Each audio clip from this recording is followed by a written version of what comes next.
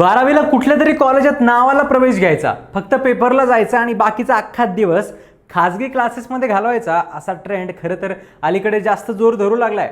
इतके मार्क्स मिळवून देऊ, आमचे इतके माझे विद्यार्थी IIT IIM मध्ये गेले, टॉप रँकिंगची हमी, अशी आश्वासनं देणाऱ्या क्लासेसच्या जाहिराती सुरू झाल्या आणि त्यामुळे क्लासेसची संख्या वाढली.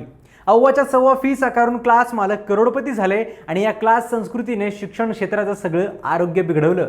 पण आता महाराष्ट्र शासनाचा एक नवा कायदा येतोय, ज्याने या सगळ्याला चांगला चाप बसणार आहे.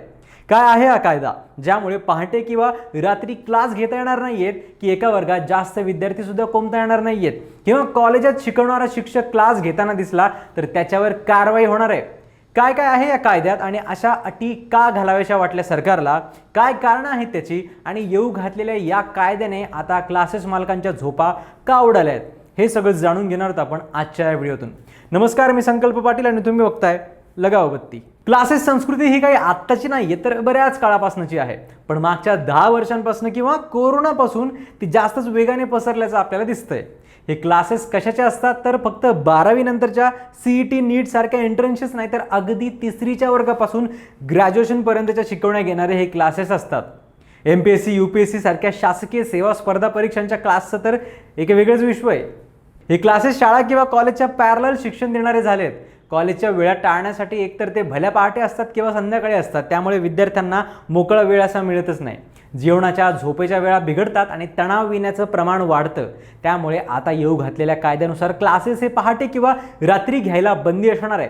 तसंच क्लासेस हे दिवसभरात फक्त घड्याळी 5च तास घेता येणार आहेत. आणखी एक क्लासेसच्या बाबतीतला सर्वात महत्त्वाचा मुद्दा असतो तो म्हणजे कॉलेजेस आणि क्लासेसचं संगनमत. ही इंटिग्रेटेड पद्धत अशी आहे की विद्यार्थी एखाद्या क्लासला ॲडमिशन घेतो आणि क्लासेसच त्याला एका कॉलेजात प्रवेश देतात आणि त्याला कॉलेजला फक्त परीक्षेलाच जावं लागतं. या क्लासेस आणि कॉलेजेसच्या साट्या लोट्याच्या चुकीच्या पद्धतीलाही आता पायबंद घातला जाणार आहे.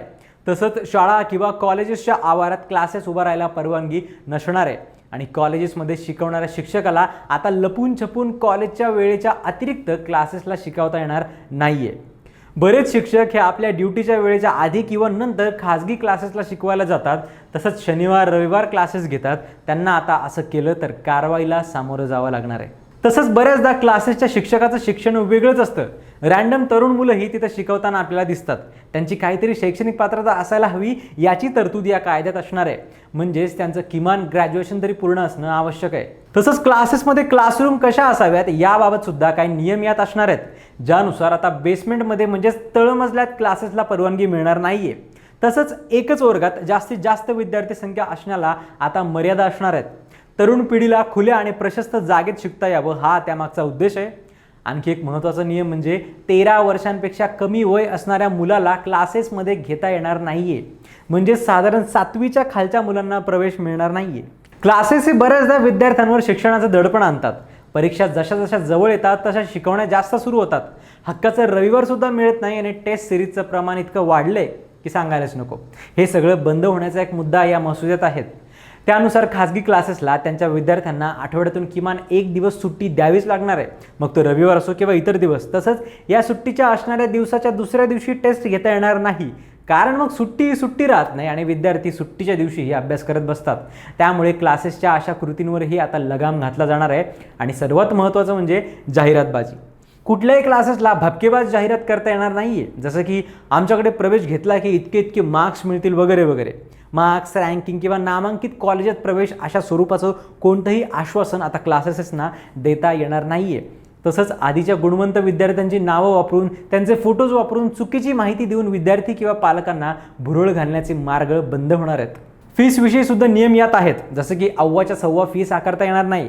तसंच एखाद्या विद्यार्थ्याने मध्येच क्लास सोडला तर 10 दिवसांच्या आत त्याला त्याची उरलेली फी क्लासेसला परत द्यावी लागणार आहे.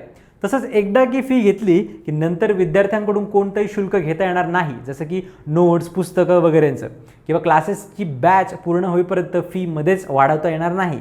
असे अनेक नियम यात आहेत, जे खरं तर विद्यार्थी आणि त्यांच्या पालकांच्या हितासाठीच आहेत, पण त्याला क्लासेस चालक जोरदार विरोध करू लागलेत. आणि ही आमच्या स्वातंत्र्यावर घातलेली मर्यादा आहे, जास्तीची बंधनं आहेत असं ते म्हणतायत. पण या सगळ्यावर तुम्हाला काय वाटतं? क्लासेसवर घातलेल्या या काटेकोर अटी योग्य आहेत की अयोग्य? आणि त्यामुळे क्लासेसच्या मनमानी कारभाराला खरंच चाप बसेल का? की क्लासेस धार्जिणी झालेली कॉलेजेसही स्वतःमध्ये सुधारणा करतील का? कमेंट्समध्ये आम्हाला नक्की सांगा आणि अशाच अपडेटसाठी पाहत राहा लगाव बत्ती.